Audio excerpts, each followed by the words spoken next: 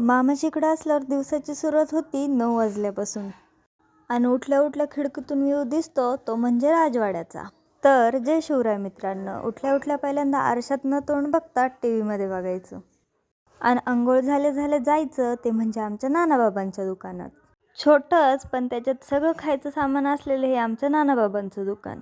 आणि त्यातल्या त्यात माझ्या आवडीची गोष्ट म्हणजे हे बांबू. आणि त्याच्यात ही पंचायत जी मला घरातून बघायला आली, मी नाश्ता करायचं सोडून नक्की बाहेर काय करतेत.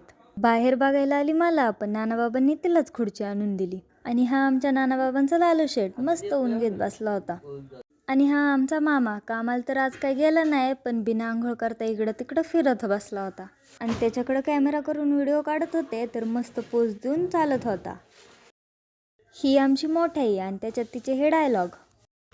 मारली मुंबई बघितली खायला आता ही पंजाची, ही काही किंदूरची काय करीती काय. तिचा व्हिडिओ काढला तर मलाच म्हणते काही करीती काय. अशा तर आमच्या आज्या आहेत.